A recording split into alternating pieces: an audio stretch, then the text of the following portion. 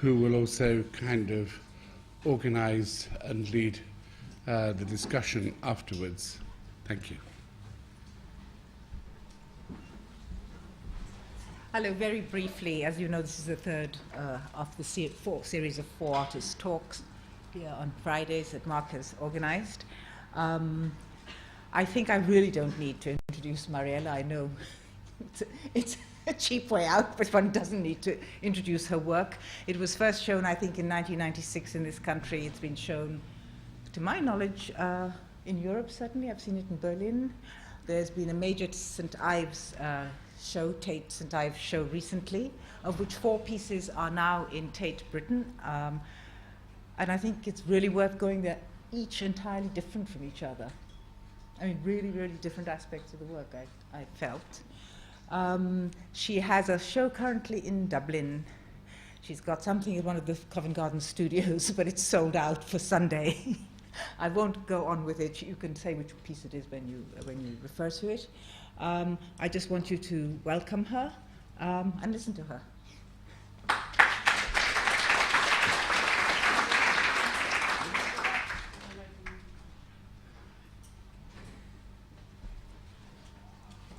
Okay, hello. I thought I might just read a little story before I go through the slides. I've brought quite a lot of slides because some of the works just require 2 or 3 slides to actually kind of try to get a picture. And I also brought some of the film works on a show reel, just to sort of give you an idea. I think this story is probably just quite a nice way to kind of lead into some of the themes. And Francis McKee, who's written this essay, started his essay with that story. Okay. Reports of the most intriguing scientific experiments often resemble parables or myths. One of such experiments, reported recently, involved an ancient Mesopotamian pot, decorated with a simple continuous groove. When the pot was examined by scientists, they realized that the groove had been incised by a stylus as the vessel spun on the potter's wheel. Linking this fact to the knowledge of the CD, a laser beam reading a continuous groove in a plastic disc, they decided to play the pot. As the laser beam read the spinning pot, they were rewarded by hearing the faint sounds of conversations and the bustle of what may have been a Mesopotamian pottery works. The fascination of this story lies in its potential to reanimate history. The Mesopotamians are beyond our reach in time. Their history has been standardized over the ages, and bar some academic arguments, their lives are fixed in amber. These recordings in the grooves of the pot change everything. The shock of hearing a sound from that era, the immediacy of that moment, and the ability to replay it opens a channel directly to that time period. History becomes alive and wide open to interpretation. Our own present, our own immediate context also comes into question, offering new possibilities, new readings of who we are. And it doesn't matter if the sounds from the pot are not what the scientists claim. The story presents us with an alternative vision of history. It shakes our certainties just long enough to show us other ways of seeing. So, quite simply, they I don't know if it was clear the way I was reading it out, but these recordings were trapped in the clay, and basically digital technology has been allowing these scientists to remove all the sort of griddly sand sounds and hear voices, supposedly. But I was talking to Francis about this story, and we realized that it doesn't really matter if it's true or not. The most important thing is that you sort of trust it or believe it or whatever. And I think a lot of the work that I make, more recent work anyway, is sort of playing on that sort of uncertainty of seeing what you're seeing and knowing what you think you're seeing and all those sort of things. So maybe I'll just start with the slides here. And I don't know what the format that you normally do. Do you have questions in between or just afterwards? Save questions. I don't mind if you have, because some of they're quite different sort of pieces, I should say. So some of the questions might just be appropriate to come as they come up. So if you could have the first slide, please. And do forgive me, I have shuffled these slides again and haven't really had a proper chance to see them in this order, but I'm sure we can manage. It's just a selection, sort of starting at a time when I've just left college.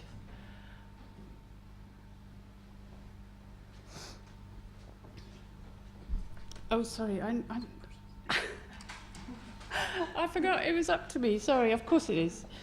Well, I just interfere when they're not. I'm really sorry. Okay, here we are. This piece goes back to, God, I don't know, even 95, I guess. And it's just a simple little plaster cast with the top of the mountain cut off and a cloud inserted all the way through that space. So it's just a bit of fluff that goes all the way through. And it was relevant for me to probably bring that as a starting point of me looking at landscape and crops of images and representations and so on. It's quite a small piece. Again, quite an old piece. I thought I'll go back to about there because they seem quite clearly relating to what I'm still doing now. It's a photo album where I've carved the channel into the different layers, the pages, so that it reveals different sizes of the images in the photographs. So it's a sort of person that I don't know. I picked this photo album up in a second-hand shop, and it's, to me, kind of quite a curious mixture of being about the history of that person that you can see in bits, and also an interest in the kind of mapping of him living in England and in France. This is a sort of quite complex what the photographs told me, and then I made that piece after going through the album.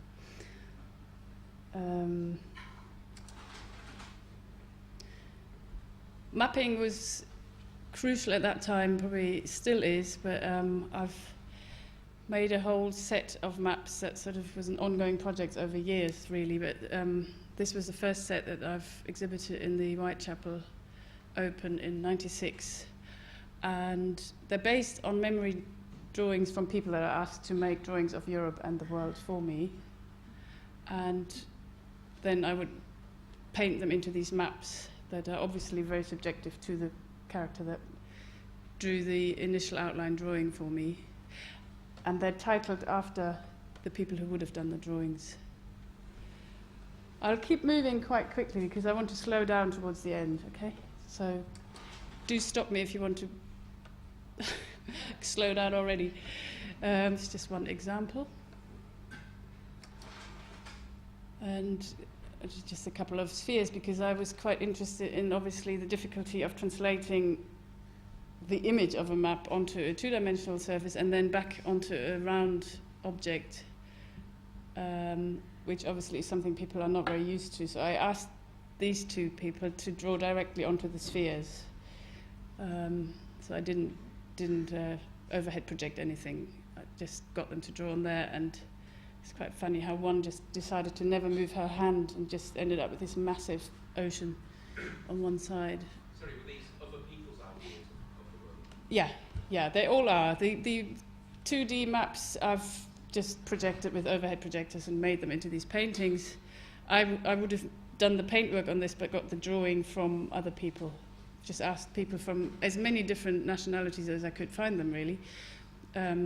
So there's a Georgian male, 56, and I can't remember now, but I've tried to get as many different nationalities in there because it seemed more interesting to sort of get a wider spread of subjective perception of what the map is like. Certainly the map of the world. In the same little show that I had there, I showed this tank piece. There's a whole sequence of these tank pieces parallel to other works, obviously, but this was the first one where I quite definitely decided to go from one particular painting, from a Caspar David Friedrich painting, and take that painting and expand it 360 degrees and play with the sort of notion of foreground and background. and somehow stick roughly with the size of the painting as well. And I think I've actually brought the slide of, no, it'll be after that, and this is a really dirty slide, I'm sorry. But that would be just the front of the tank where you can see the boat really faint in the back. So I was interested in this sort of idea of cropping an image and how familiar we are through photography to constantly look at cropped images, paintings, photographs, anything, and somehow make it into a sort of 360-degree experience. So I used the painting as a starting point, really. That would have been the fog painting by Friedrich, and felt quite free to add or leave out, but use this notion of fog and unclarity of the scene, which was very obviously typical for that kind of romantic time. And then I experimented quite a lot with different images and different chemical solutions. So these tanks would always be full of water and change in nature over time, either in layers. In the case with the fog ones, they just pretty much stay foggy, but you'll see some of the other layered ones. Always difficult to photograph. The atmosphere is usually more like this than the previous images, which were professional photography, and this is me with a camera, but they're quite murky and, you know. I rarely bring these paintings, but I did stick them in because I, in a way, felt it might actually be quite good to see. I would never sort of, normally in my talks, I just bring the work and talk about the paintings, but I'm presuming that people are familiar with the kind of work I'm talking about, and it's probably quite useful to have them here. So this is Morning Fog in the Mountains, again by Friedrich.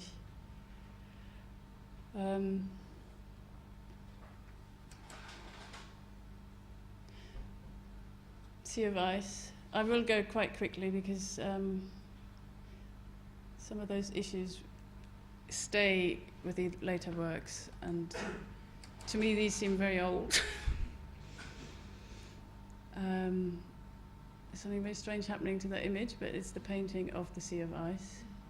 You can see the shipwreck in the side, and it's a sort of, for me, quite a clear example that Friedrich must have, he never went anywhere near the North Pole or anywhere on a polar expedition. He must have made probably models himself to paint from, and it just seems a really bizarre one because there's more ice than there could be. That boat is somehow too small to break, and all those sort of things that probably irrelevant, but to me quite interesting to think that he would have made maybe models to work from anyway. This forest tank seemed to have been one of those key pieces that seemed to have kind of changed my direction a little bit, and it's not always that clear why to me, but the scale is obviously quite different, and there is a path going in this forest from one side of the tank through to the other, and it seemed to have captured people's imagination more as a place that they have visited and were more familiar with, maybe.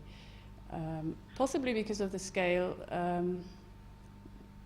and possibly because it's sort of so linked to fairy tales and this whole kind of sense of childhood in a forest. It was quite bizarre that people they always talked about this forest as something from the past, that they've been in that forest when they were children, and as if it no longer existed or something. Maybe. How do you control the lighting in the actual installation? Because in the photograph it's easy. This is pretty much as it would have been lit. What I wanted, I started off initially with an image. It was a postcard of it was a black and white postcard of a forest with very beautiful sort of morning sun coming through, sort of definitely bordering on kitsch, sort of these sunbeams coming through the trees, and I wanted to recreate that in a tank, so that there's only one strong light source. It's like a theatre lamp with a really focused beam. And it ended up being quite a sort of grim forest somehow. much more related to, sort of, it's talked about as a deathly forest and a sort of scary place, rather than that beautiful forest in the morning that I started off with. But I suppose that's kind of what happens when it goes underwater into this sort of submerged other world, I don't know, or the way it got linked to fairy tales and being this sort of spooky place. Anyway, the light is just... But it's, contained it's- within No, it's fixed on the wall on the other side. Hang on, I'm not sure if there's a better image to see that, but no, there's just a closer up. And it doesn't actually show you the beams that clearly. I think there's another image where you can get more of a sense of the light coming through like sunlight. It's just a theatre lamp on the wall behind the tank. It's all plastic and resin and fiberglass, sort of electrical tubing. There's usually, when you see them in the flesh, it's quite obvious how they're made. You can see bits of rope dipped in fiberglass and so on. I'm usually quite happy that that's sort of breaks down the illusion, because they initially seem to function very well and sort of seduce you to enter them, and then you're kind of confronted with bits of rope and bits of fiberglass dripping, and it's always quite obvious how it's made, and it is just a model, but quite a sort of laborious model, I suppose. I do spend a lot of time making them because I don't want them to sort of, if they were made quickly or carelessly, I think they'd end up being very kitsch and sort of, I don't know, they wouldn't hold the same kind of connotations, I think. But it is important to me that you are sort of allowing yourself the illusion to work, and then that fails, and that kind of, you know, you might hit your nose against the glass or discover bits of rope or stones that I've glued there and see the glue squidge out. Or somehow I'm making it sort of on that borderline of being quite a perfect illusion and then completely obvious that it's handmade. And of course you will see that it's in a tank with silicone on the edges, and that's important to me, that there's a point when you do just know that you're looking at a sculpture in a gallery. Just something I think that people get disappointed about, or something, because they want the illusion to work and sort of disappear in the work. Anyway, this is I think I've got a couple of paintings by Gerhard Richter, which at the time would have influenced me quite a lot as well. The way he's used landscape, painting landscapes, sort of in a very mediated way. He would take his camera to photograph the landscape and then use the photographs to paint the photographs, which isn't that different to what I'm doing, because I'm working from books and photographs that I take, and from postcards and two-dimensional images as a resource. So in a way I've felt quite close to these kinds of paintings because of his ideas about taking the camera. Like, he would go on a trip to the North Pole to photograph the landscape, to then paint the photographs. So it's a kind of stepping back from the original experience. And I think experience is probably one of those key words in my work as well, where I'm almost trying to engineer experiences that only last a short time, and they're only believable so long. But at the same time, they are triggering memories of real experiences in your head, kind of thing. With the engineering of the experience, with Richter, he could quite possibly use an assistant to make those paintings. He probably does, yeah. Would you do that with the tanks? I was forced to do it over the last few years because I had a very, very young family and I couldn't work with resin. Yeah. So I stopped working with resin about 3 years ago, which forced me to... I would still make the original models, but it forced me to employ people to do the casting and moulding and so on. But I've decided to stop doing that now because, sort of, I don't know, I do like making the work myself. If I can't make it all myself, that's the case with this one, for example. Unrecallable Now was a piece that was so massive that I did have a couple of assistants almost all the time just to help getting it done. But on the whole, I There's nothing wrong with that, but I would always prefer to make things myself. I glue my tanks up and everything. I have stopped making my own plinth, but yeah, I made most of these mountains myself. This is a piece that I did on a fellowship in Spike Island in Bristol, where I've used this entire space to create this mountain range on the floor, sitting in a tray of water, if you like, holding 20,000 litres of water, which was, hang on, there's another couple of images. It's a bit yellowy, but from the balcony you sort of get an idea that it's sitting between the pillars. And because the building had that access upstairs and downstairs, it was actually quite nice to think of the whole building as one big tank that you could wander about in. The tank itself is just under 10 by 20 meters, and there's 20,000 litres of water in there. I wanted to make something that was really huge in scale, but at the same time well, there's lots of things about this, but there was one thing that was important to me was that it was like a continuous background in a painting, that it was allowing you to walk up to a background, if you like, from different angles. So it really encouraged people to wander around the whole space and see it find their viewpoint and position, which is important obviously for all of those, that people have the option of loads of viewpoints around the tanks.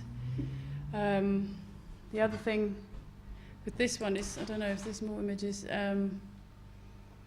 there's a sort of real scale to those mountains, because I felt that if you saw those mountains in real life, you'd have to be on another mountain to kind of see them about that size. Visually they would come that way. There's not really, you couldn't really see them that much bigger, because then you wouldn't have that vista. So you have to, it's a sort of view from a certain distance, but you can walk right up to it and see the great, you can see the fiberglass again. So I was quite interested in that layering of a physical experience of something and the kind of visual memory of something of the same thing in a way. And obviously the layering of the chemistry within it and so on. Actually, I might just go back to that one. That was the same piece that I made in Bristol, was installed in different spaces, in Denmark and in Melbourne and in Japan, where this is. And in Japan there was not the sort of factory building that was used in the other three installations, and it had a very clean gallery setting in a way, and it was a very different piece, I suppose. And the perception of it, I mean, this is something I can't go into, but it was quite interesting for me to see this sort of Northern European tradition seen in the light of Zen and Zen gardens and the Japanese culture. But we could maybe have that for the questions. We'll just keep moving.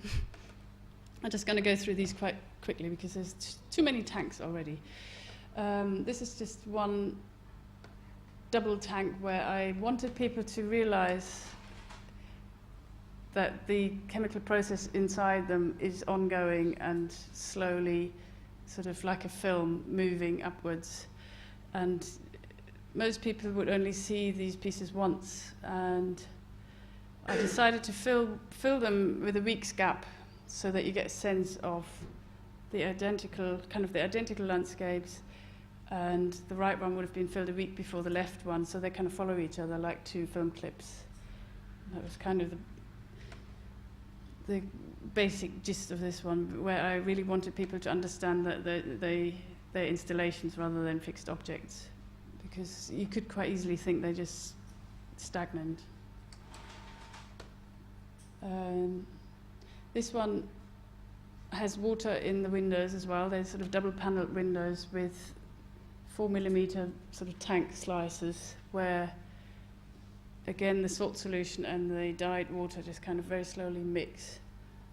And I just wanted to sort of narrow down this whole idea of the cropped view, and sort of related it to Duchamp's windows and wanted it to be the sort of little monument to the cropped sky.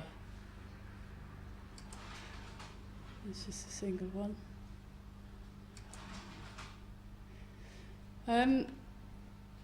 This is obviously, well, it's quite a different image, but I had an exhibition in the Icon Gallery in Birmingham in 2001, I think it was, and it allowed me to sort of curate my own little group of works. And I made quite a lot of new pieces for the exhibition. This was one of them, where I started again with an image that struck me, and it was a photograph of the sun coming into the Central Station in New York, and I wanted to kind of make that into a sculpture because I was quite interested in the way the camera, the lens kind of blurred the sun rays into a sort of white, solid, bright window, but you could read the shape of the window on the floor and all that sort of stuff. So I've made this piece which kind of echoes that light, but the light itself is actually made up of 10,000 strings of sort of fluorescing fishing line, and when you walk around it, it sort of has a very strange quality. What size is that? It's, hang on, I'll just go back so you get an idea. It's a sort of odd size. It's almost life size. It could be small Gothic windows, but I would say the length of it is about 2 meters 40. So the longest dimension. And then I've put it on this low plinth, so it comes up to about knee height where the water basin is. So all the fishing line kind of disappears in this pool of grey water again. There was a relationship also to the architecture of the Icon, I suppose, because they've got this, it's an old school building with these kind of Gothic windows. And I quite like that confusion of this sort of heavenly church light and then this quite mundane school window in the gallery and things. But again, that was a piece where I definitely needed help, and I had a lot of volunteers helping. Impossible to kind of try to do yourself, I think. Now, there's just a little group of slides of works that sort of deal still with the mapping idea, but go into probably the film that I'm going to talk about another day.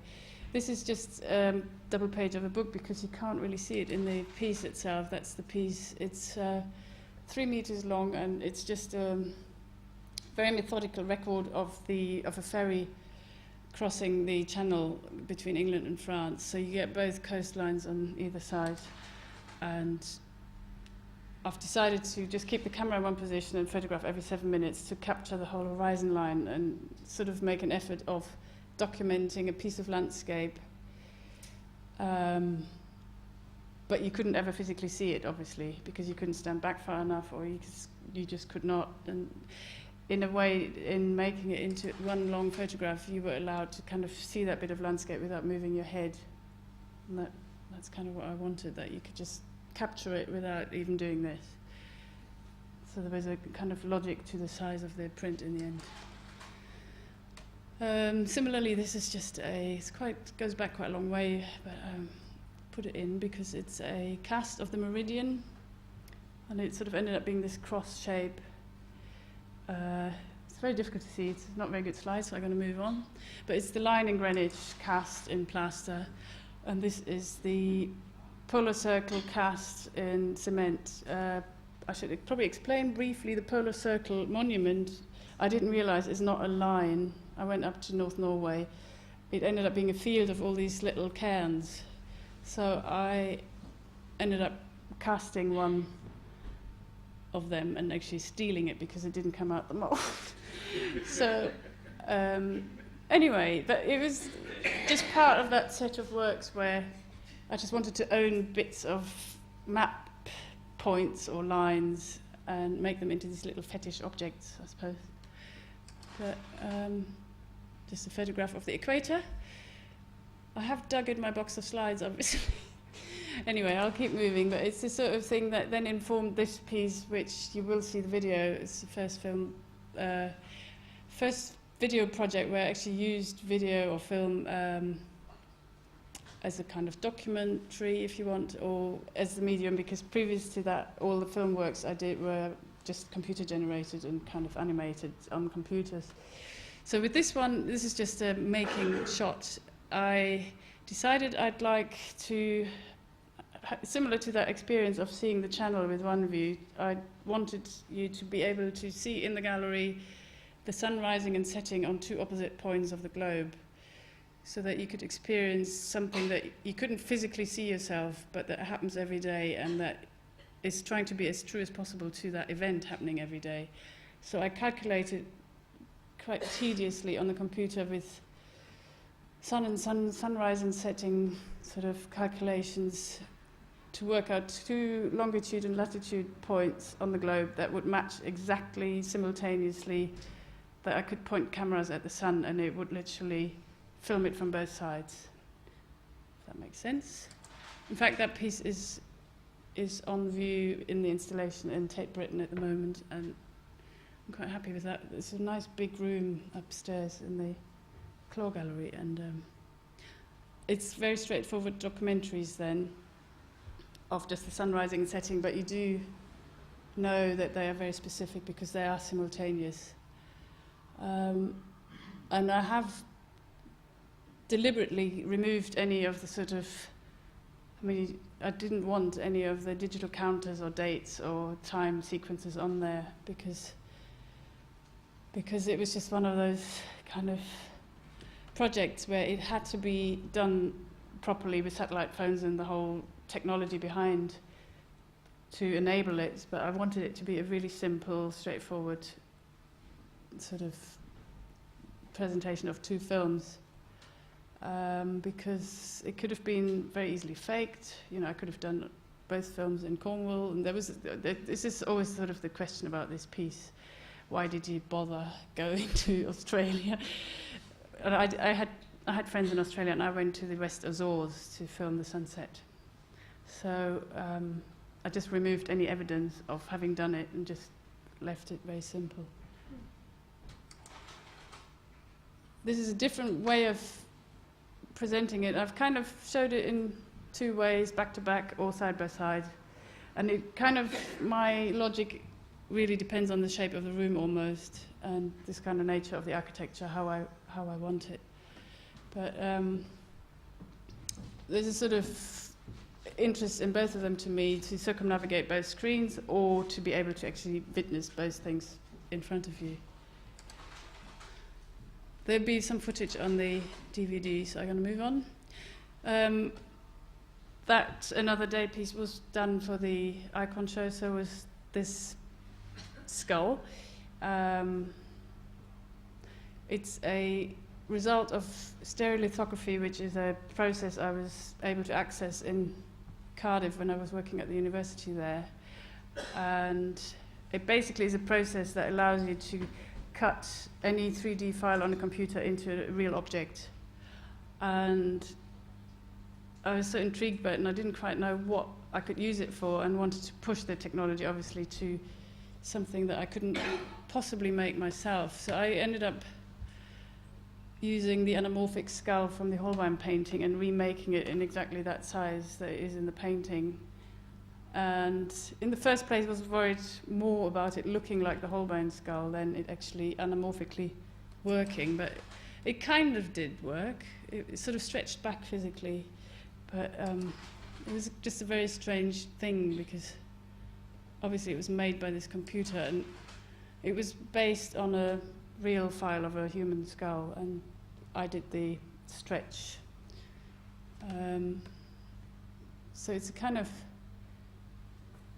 thing that in some way relates to the tanks, but it doesn't really at all. There's just a really, I'm just very interested in that kind of technology and the kind of curiousness of being able to email the same file to anywhere in the world and you could cut it out the same way. It's a sort of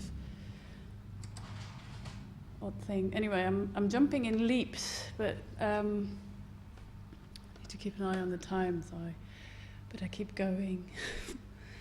This is one project I've never really done public installations at all, and I was approached to do this outdoor thing, and suggested to them that I would like to drown a village in a lake. And they let me. So I made a village and drowned it. And it was initially supposed to be really under the surface of the water. I know, I was a bit shocked when they said, yes, can you please do that? Because I first thought, God, I don't really relate to public art very easily, and I wanted to sort of hide it under the water, and then ended up actually quite liking them sticking out the water. So it pretends that there's a lot more houses, but there's just 2 houses and a church. And from my angle, it was sort of to do with knowing about villages being drowned for reservoirs since a long time, and in Wales and everywhere. But also, it sort of seemed to just be quite a curious thing to do in terms of some of the readings to do with fairy tales and childhood and so on that were sort of dealing with my tanks. So I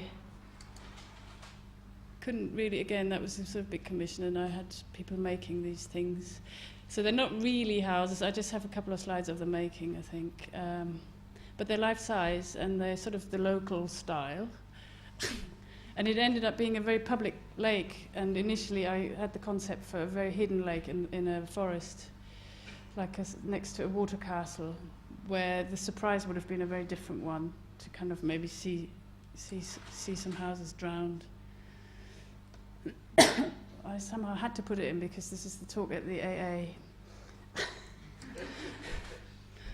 And they didn't let me even put one tile on the roof. This was in Germany. So they just kind of got on with it. And then a crane had to lift them into the water, which is quite a spectacle for the local school. But anyway, back to Tankland. It's just another 2, I think, or 3 pieces. I decided I could, for a change, not use the horizontal layering, but wanted to kind of work with the volumes of water in the tank in a different way, and made the tank where you've got an interior and an exterior divided by a pane of glass that separates the 2 liquids and also functions as a window in the image. Which is sort of really clearly sort of doing what I'm doing all the tanks, which is sort of layering the representation or the image with the physicality of the water and the chemistry and physics in them. So that's the view from the one end.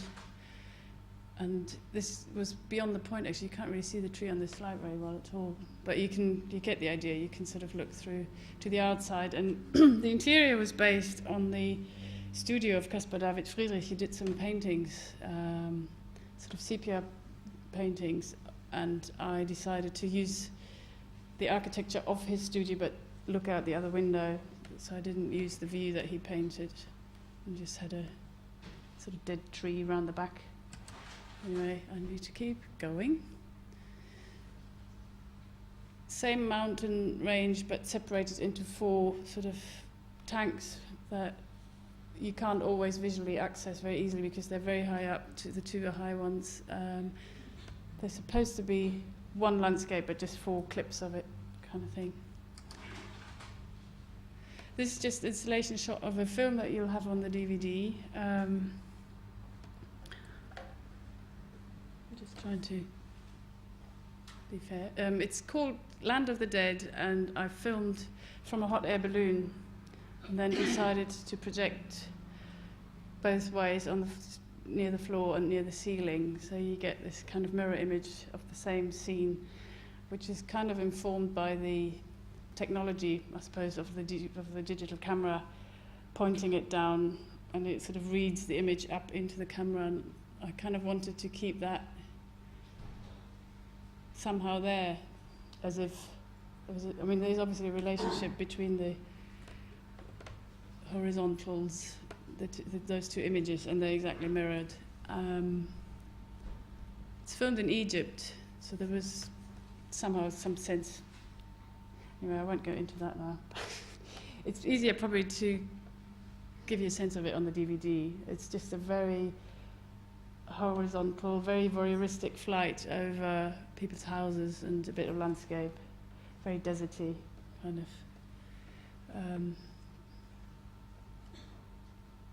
Again, the camera was fixed in one particular place that I decided to sort of not move ever and just kind of hold it straight down and record as truly as possible, sort of thing. But obviously the pilot couldn't really steer the balloon because it's sort of driven by the wind, so I was quite interested in the kind of total coincidence what I end up documenting. Anyway, there'll be some on the DVD. This is a first video project where I've used music to work with music and film. It's using a piece of Handel opera, Alcina, and I'm filming with a fisheye lens over the steelworks in Port Talbot in South Wales. And in the editing, I've sort of shuffled the timing and everything very subtly so that there's a relationship between the movement in the landscape and it's obviously quite an industrial landscape, and there's sort of smoke coming out and flames coming out, the chimneys, and it's kind of choreographed between the music and the image. And it's quite simple, but I'll have a clip, so it's probably difficult to see anything from these stills. While I was doing that, I was approached by Opera North if I was interested in working with them on Winterreise, which is what will be performed on Sunday in Covent Garden, which ended up being quite a big project. I think, sorry, there's another tank in between. I thought I have Winterreise pictures here, but I'll continue in a minute about Winterreise. Let me just quickly get these. This is the one of the pieces in Tate Britain at the moment. So they're quite recent, and I've dissected the landscape into 3 tanks. It's a triptych with a very scratchy slide, 4 midden background separated out. So you get from the front, you can sort of see through the cave, through the gorge into what on this slide looks like a very, very foggy background, but you have a mountain range in the background.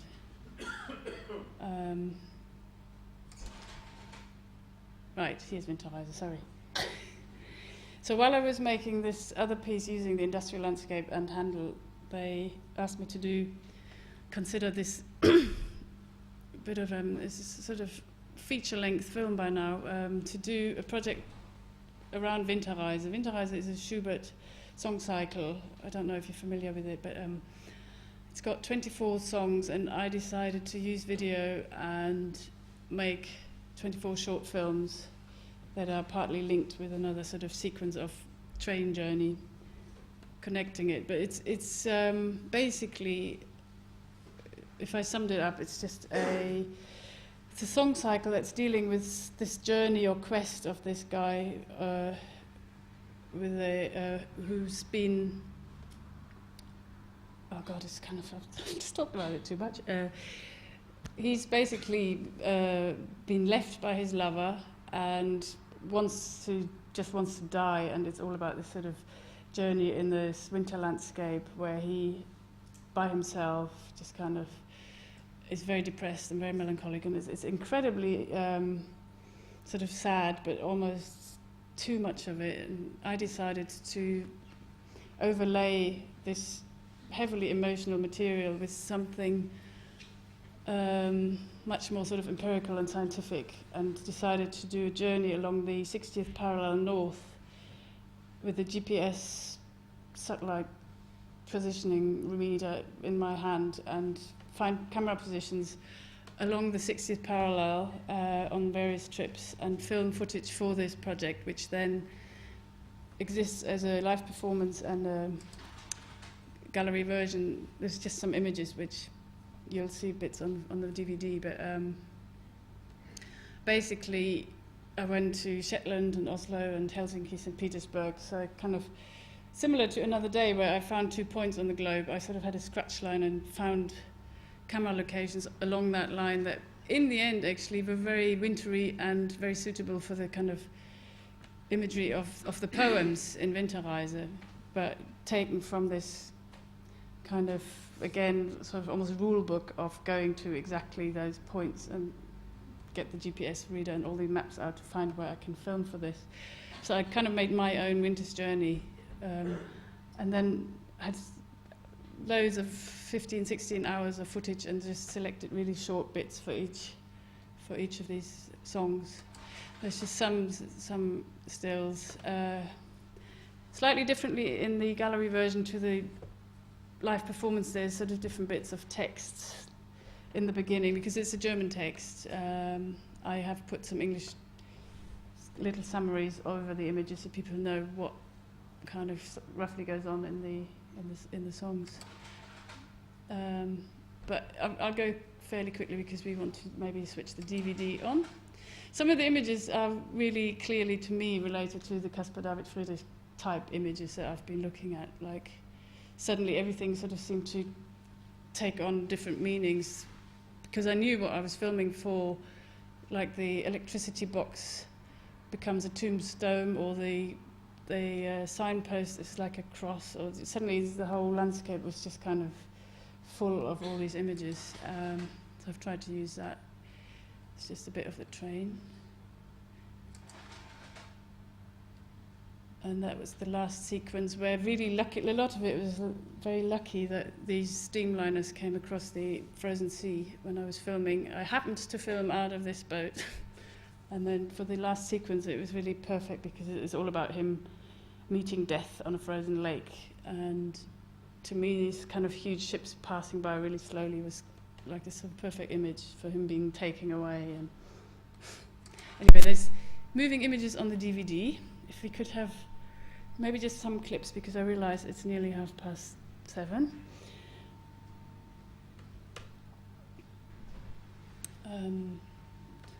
If you maybe we look at a little bit of Another Day, which is the sunrise sunset. If you could clip forward to chapter 6.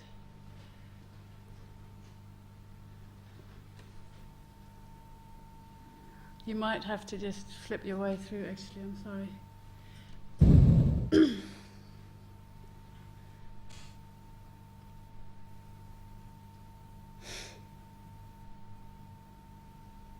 It should be this one, yeah. If you could just look at a little bit. I mean, it depends. There's probably about 8-9 minutes of film now, taking you from about 3-4 pieces up to Winterreise, or you could just flip through all the longer section. Would you like to see them, or we could talk over them a little bit more. You could ask questions while we look at them, maybe. Is there some sound? I mean, there's sound on there.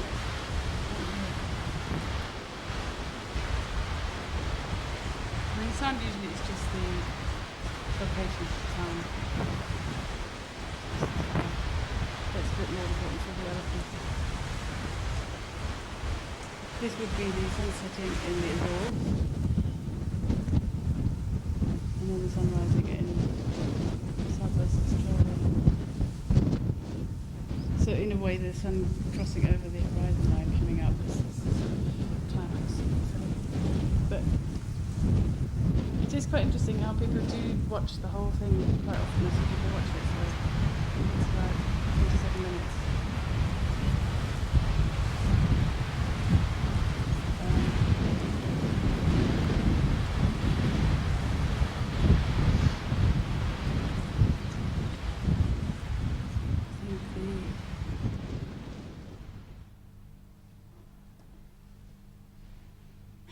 Might as well keep going, but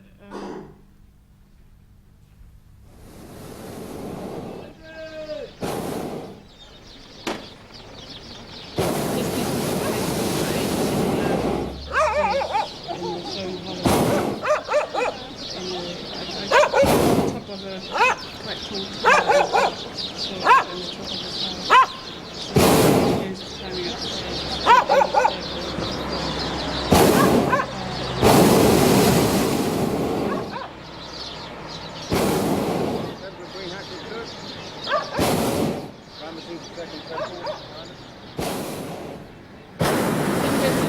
get very abstract like this, where if you lose the trucks, it's not very clear what scale you're looking at all, because you're actually quite far away, but you could be quite close up to sand and ambiguous.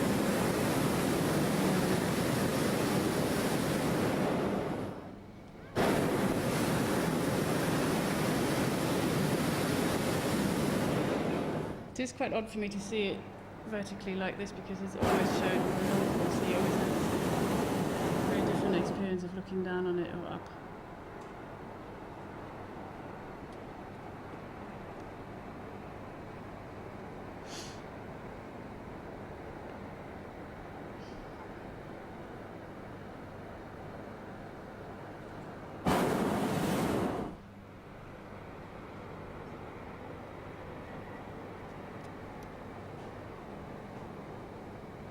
You're most welcome to ask questions if there are any.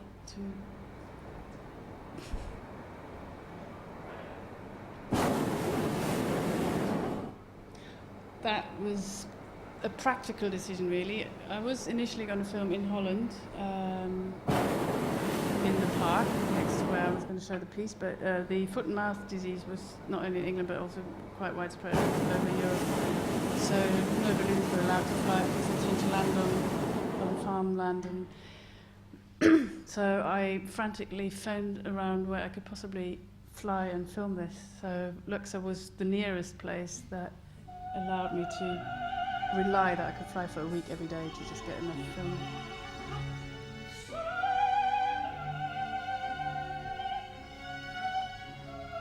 So, normally this is seen in a kind of box standard grey video box space with a bench and grey carpet and quite loud sound. It's quite important for this piece to work, I think, if the sound is good enough. So it's kind of difficult to... That flame is digitally superimposed, and I just had to put it in because it kind of was the initial inspiration, if you like, for it was that I knew that the flames coming out of Port Talbot factory, they're massive, and they can, if you have the right cloud layers, light up the sky and make it look all orange and red and pink, and it's quite powerful. And I heard about this, and I sort of pictured all these John Martin paintings and apocalyptic landscapes, and somehow I just never actually had that effect, but I still really liked the combination of that music and this scene, so I ended up superimposing this flame every now and then, just because I had to have it in there, because it seemed to be too small. And at the end, because by coincidence this bird just flies on top of this dead tree, which seemed to just make sense in this whole kind of effort of choreographing nature. There you go. And then for the last clips, with Prelude, I didn't explain that. When I did Winterreise, I decided in each location where I went to film people reading in their accent. It sounds really difficult for me to hear. I don't know. Anyway, this is a woman in St. Petersburg. Now, all alone, I see. And I just got interested in this sort I of shut my eyes again. thing that I wanted in the gallery version to have a little monitor, just a little video on a television. Somehow telling a little bit about the journey that I made. And so I got people to read Schubert, or rather the Müller poems, in their local accent, if you like, Women dream in English, of which is love. all a bit convoluted anyway. Men too. So it's just a compilation of people I met along my trip. At dead of night, and even in the darkness I This is closed in my Finland. eyes, and its branches rustled as if they called to me, "Come here to me, I friend. just think quite Here you bizarre will because find your you'll hear the rest." music in a minute. It's The so chill wind blew kind of straight in my face. My hat flew off quite my funny head. to just hear I did not these. turn back. Anyway, if if there's any more, we could probably forward to the main films. No, here we are. This is probably just about 4 clips, I think, from selected out of the 24.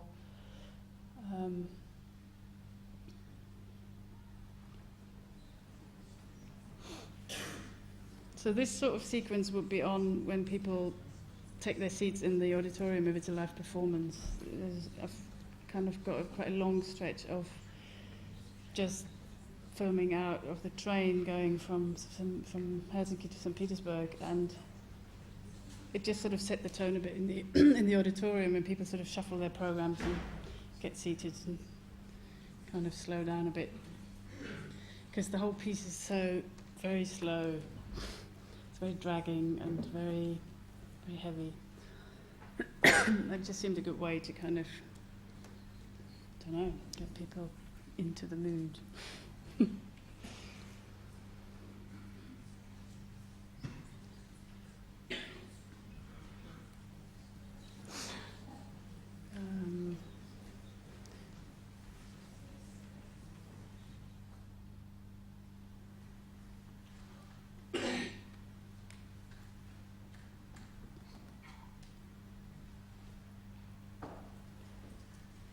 So it kind of just starts with the train, and then the train arrives, and then the boat takes off. And I've probably used all possible means of transport to film this, and in a way that seemed quite nice for the kind of journey thing, to try to capture that.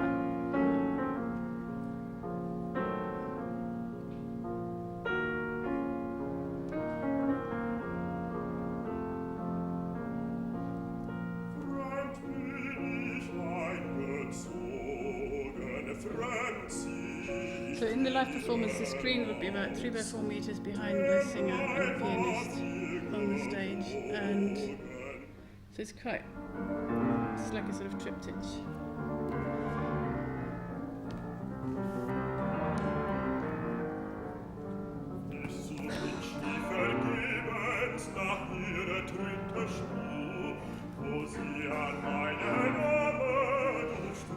I got arrested for this in St. Petersburg, in the underground.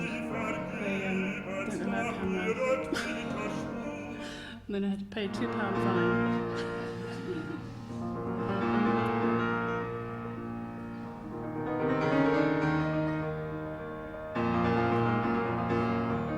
A lot of these films are really coincidences. Like, I didn't even see the car coming, and I wouldn't have set it up at all. Everything is just filmed as a documentary. So I've set the camera up to film out onto the frozen sea, and then this car would come up to the camera. So for the piece I've reversed it because he's leaving town all the time.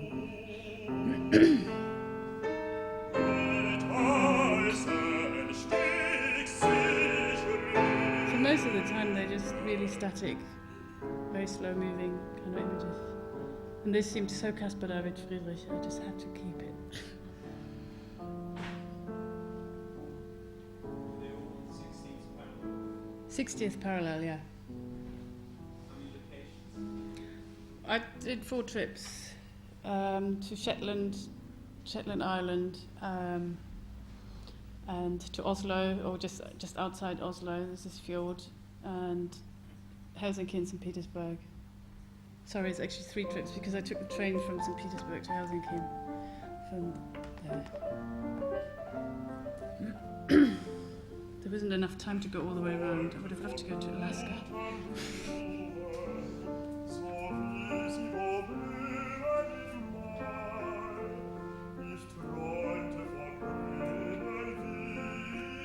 But it's interesting for me to work with live performances and musicians. It's a whole different audience and just a very different experience, and very enjoyable anyway. It's all finished and you just turn up as a guest and there it is. It's a very different kind of adrenaline to having a show and setting it up and struggling to make it for 6 o'clock.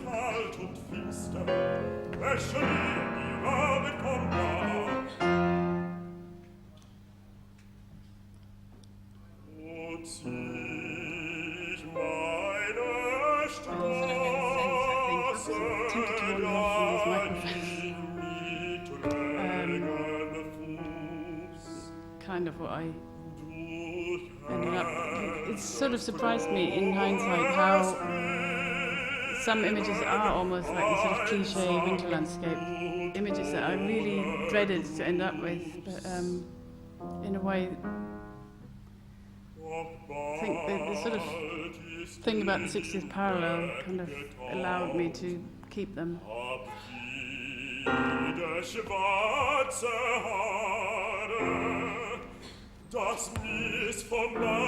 And similar to the tanks and the sort of romantic paintings I'm looking at, there's always this evidence of human beings in all of them. Even with the forest, there was a post, or there's a sort of waterfall thing at one point, and there's a lorry coming past the camera, and I deliberately will always keep that, because it's obviously filmed in the 20th century kind of thing, so...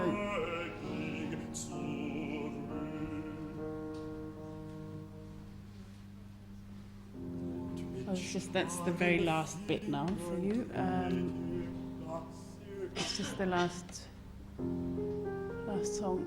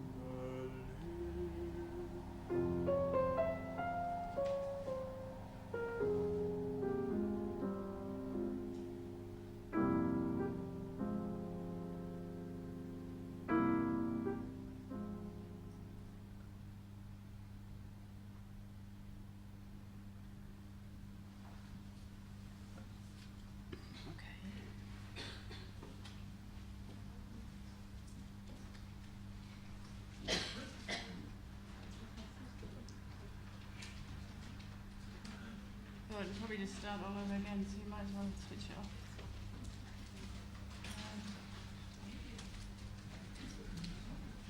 Okay, now.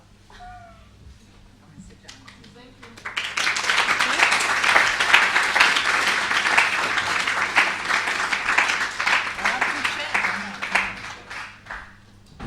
There's one. There's another one here. Take this one.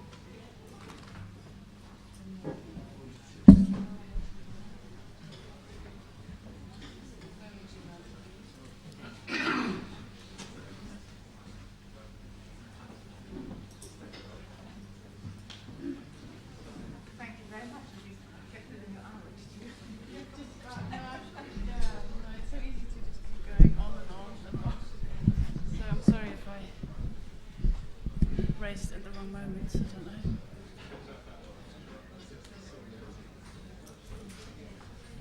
I think wait. The two things. Thank you very much. Shall I wait till later? She's not switched on. How do I do it? I think he needs to. You can't hear. Can people hear the back? Well, I don't know how you do it. No. It is. Okay. Is that any better? Yes. I think there are just two things I would like to start with. I went to Tate Britain today thinking that I would only see another day. All right. For some reason I didn't realize there were more pieces. And so I stumbled across the one that refers to the Berkeley picture. Mm-hmm. I thought, but that's her, it's the floor below. And I think why I want to say this is that I've been reading catalogues, and I've seen a lot of your tanks before. I suddenly realized what the catalogues didn't have. I mean, it has an effect on you that is totally stunning, and it is a very kind of romantic effect, if I could just say that in inverted commas. Mm-hmm. Very, very powerful effect. It doesn't come across in the slides No, it's at all. difficult. But it's what it's about. so I really wanted to say that in some way. And then if you read the catalogues, you have a very odd. Well, I think it's an odd argument about, which sounds as though you're disrupting something about the sublime with technology or with whatever the author wants to say. But I think what you're doing is possibly, and I'm not being technical about this, I don't really have definitions of sublime to give you, but that it is sublime, only the means you've used are so different, is what I feel. And what struck me is that the three-dimensional things you make are really two-dimensional. And the only way I'm not sure how to put this, it has something to do with your interest in the maps and then the globe, right? I mean, how do you go from 2D to 3D and then back again almost? Well, I feel you've gone to 3D, but actually you're back in 2D, is what I feel when I look at those tanks. And it's partly because, well, in the Berkeley one, what is it called? Or the island There of I the, go. There I Oh, the piece, yeah. Yes. There go I. There go I. It's in a tank. I'm not sure if they're all like this, but as you move around it, you of course see many mountains. Yeah, the refraction of the water and the glass. With Yes. double. So that happens in the earlier tanks as well. It happens I in don't all remember of them, yeah. how. But so you can stand at a corner, or as you're moving, and suddenly you've got far more than you produced, right? So they're images again. And in a sense, there is never a hole. I mean, you can never get to the mountain, right? So you can make it in 3D, but actually all it is slashes of images. And then I felt that even more strongly as I moved down and saw the one you showed, which is related to a shingle with, is it a cave? It's in three pieces. Yeah, there's three triptychs, vitrines, yeah. and the cave is big open. Yeah. And I thought of those as thick slices. So for me, they are. Yeah, they are They're still thick images, slices. but they're still images. Therefore, in some Yeah, curious. but with that piece sense. particularly, they are more slices because you kind of really only see it from one side, so they become like these layers of a stage or something. Yes, Probably more than in the others. You can't really read it from the side. but you can go and look in between and see the other side of each slice. Yes, yeah. But sorry, I'm not sure where this leads one, except that I thought that it possibly had something to do with your mapping onto 3 and then going back to 2, and that somehow, because I've been trying to think about models, because that models have been the theme of the last 2 talks, I suddenly thought, but what is a model? And the model's actually an image. I mean, finally, we do look at it in the art gallery, and it's an image in the sense that you're not really walking in or around the original thing. You're walking in and around the artifact you've produced, which itself offers itself as. Well, I think just what you said first of all was that they are sublime, even though I get to them with different means. I think that's a lot to do what is in your head and how you read them and how you look at them subjectively as a viewer, rather than me superimposing anything sublime onto landscapes. I think that's maybe the answer to the 2D, 3D thing as well, because you might just relate them so much to two-dimensional images that make probably most of our kind of, whatever you could want to call it, cultural heritage and the sort of massive images that everybody carries around in their heads. They're probably 2D, I don't know, but they relate to 2D images. So I think that the notion that they are sublime lies very much with the viewer and the sort of subjective readings. You mean it's because they refer to particular pictures, so that the idea is they obviously in refer one's head? No, well, they do refer to particular paintings, but that's almost irrelevant. They often just kind of trigger off the idea for a piece, or they lend themselves just so perfectly to a separation, in this case to the kind of slicing. I was more meaning the images in your head that you accumulate to understand or define the sublime, if you want. I mean, it's the potential of the sublime I think, is that offered in perhaps the that was work. very bad, but all I meant was when I saw the Birkeland, and it's very, very black underneath. It's the blackest thing you've done. I mean, you really, it's like it got burnt at some point or something, you think. You know, it's quite stunning when you approach it. It is. But it's dark base, and therefore a mood immediately of some kind. And really what I'm saying is it has an amazingly strong impact, which doesn't show here, and I'm quite interested in that impact. Oh no, I mean, I'm never really satisfied showing slides because they just never convey what they're about, and I do wonder often if I should film them at least and show films of the tanks. Who knows? Okay, let me just ask you one more question. You have wonderful titles. You didn't really use more than one or two today. And I know, I should how probably. important are they to you? Oh, they're very important to me. I do think very long and hard about these titles, and I find them important in that they can really spin readings off into new directions. I'm sort of trying to contradict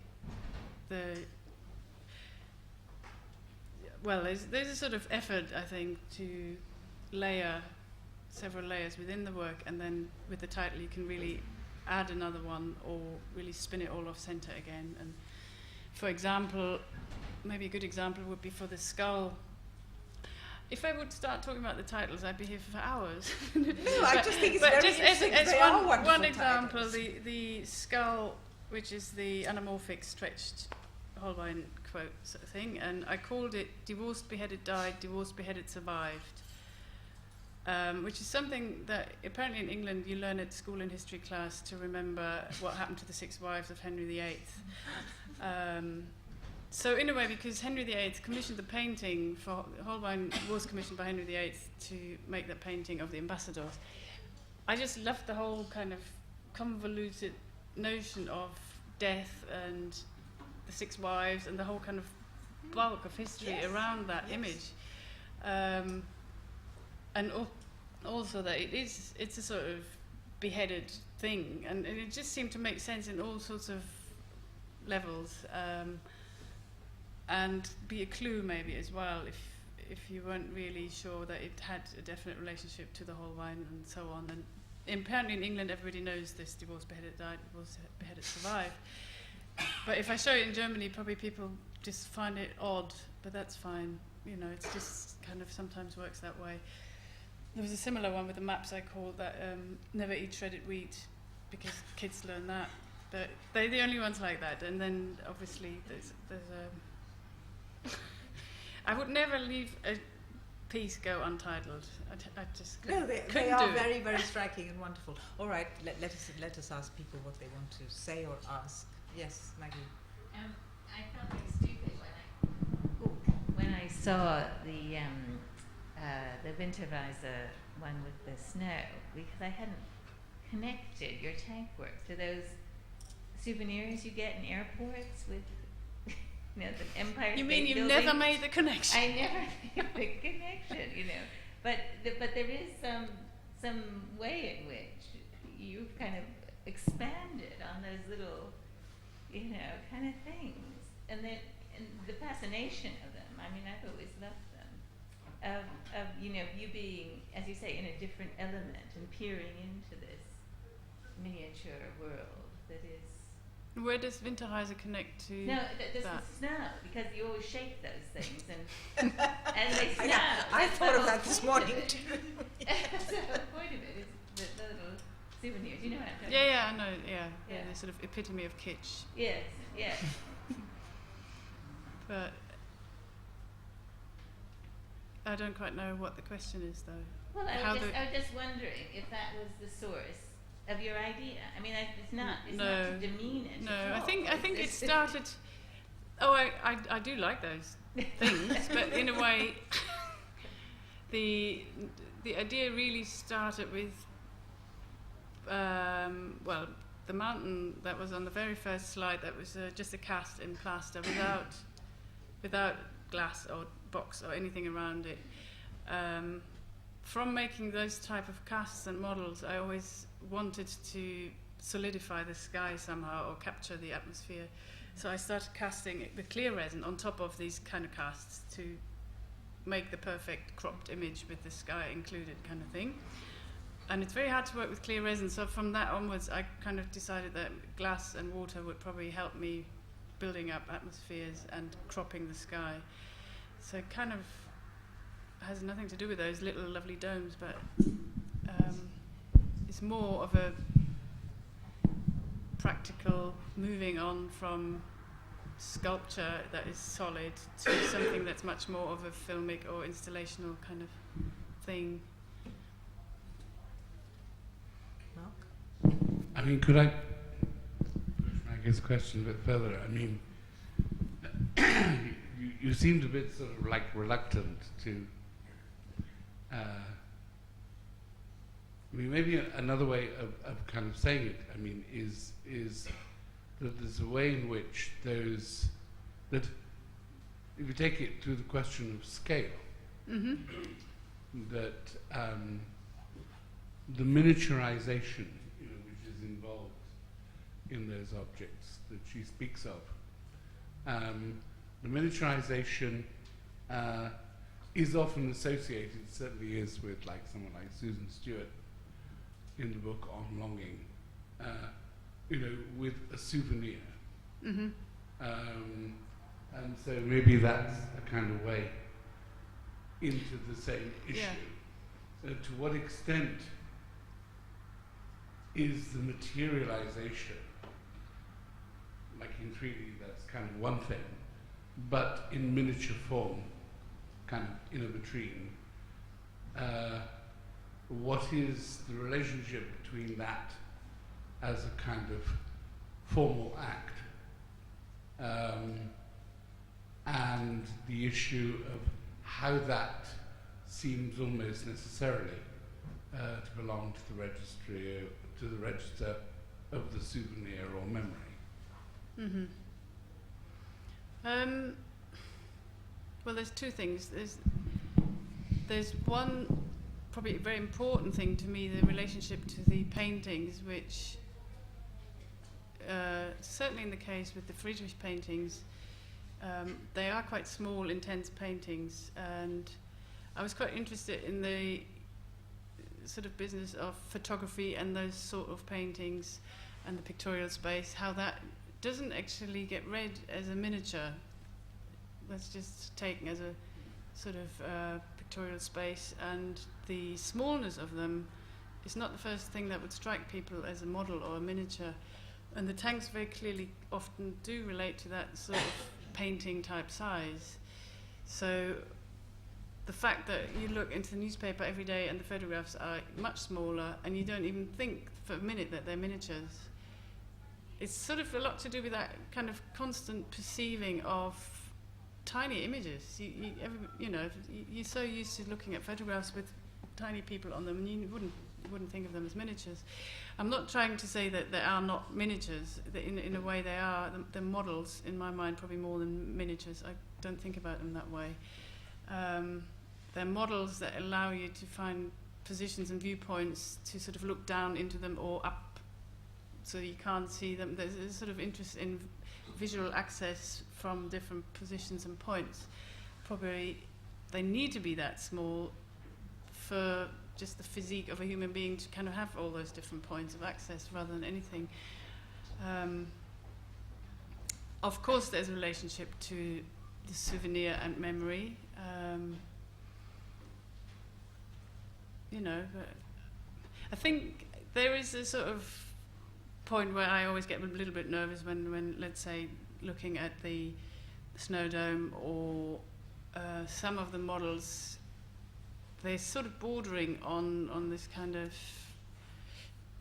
I don't know, sort of Disneyland type plastic bits that you see in a zoo or collection boxes, or, when you make things in fiberglass, you have to be very careful to give them enough detail and, I don't know, quality to just move away from what you're familiar with, what's made in resin and fiberglass, sort of in a similar way, in a kind of model and miniature way. So I'm quite aware of that, and I'm always cringe a bit because I don't want to be put into that kind of train set model making box.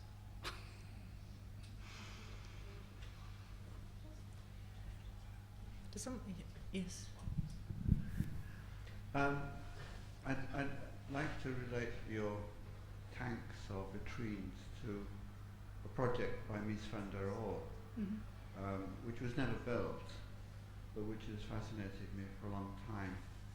It was for a house in the Rockies in 1940 called the Resort House, and it exists really only as a set of montages now, the most striking of which is a view from inside the house and through the window, or rather the wall. The entire wall is a window, and all that you see of the house are four very, very fine vertical lines, like the zips on a Barnett Newman painting, because they are the very slender pilotti that would be holding the ceiling up. And you are, as it were, inside that vitrine, looking out at the mountains, the snowy mountains of the Rockies, in a kind of capsule. And it seemed to me that your vitrines had inverted that experience, as it were, that the invisible architecture of the glass wall and the slight magnification that comes from the angle of diffraction produces a curious dilation and stilling of the image in the same way that Mies had done that, except that there are other inversions. In the Mies, the image goes on continuously, really implicitly. You can't really seem to see the edge on the left and right of it. But of course in the vitrine, it is definitely a box. It is encased. Yeah, and that is an important thing, but it's also something that I have tried to explore and play with in pieces like Unrecallable Now, which is that very vast piece where you do have to walk and move around to see the edges properly. You wouldn't be able to kind of see the edge, but obviously, yes, with all the tanks, you are very aware of the edge and the crop. But that's kind of what informs them, that the cropped image is kind of how they all start from these edges. But with the Resort House, it had often occurred to me that what Mies had done was to produce the architecture for Caspar Friedrich's Wanderer, because you could almost montage the Wanderer with his back to you at the threshold of that glass wall, which of course is exactly what Hans Namuth did in a series of photographs in those pictures. I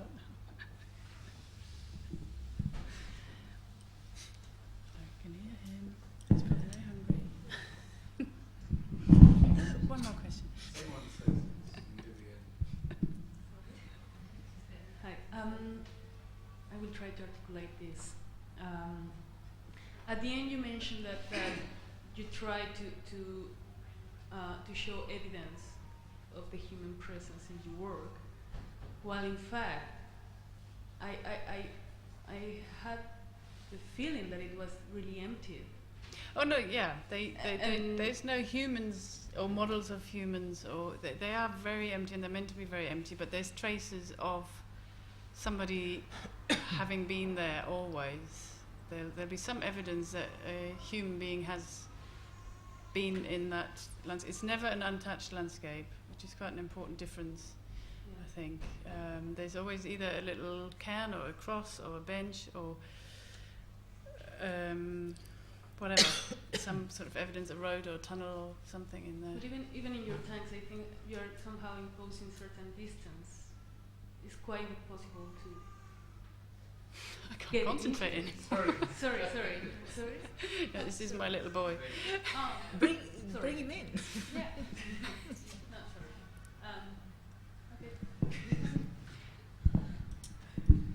sorry. Sorry. So do you want to stop? I assume you want to stop. I don't know. Do you want him brought in? He quietens down at the sight of you. Oh, you probably won't. No, you just take him away. No, it's just sometimes difficult to concentrate properly. No, I think we should stop for you. It's really But I'm around, so if there's any more questions, I'm around. I'm not running away, so you can ask me. Sorry, I'm turning myself. I'm sorry, I put that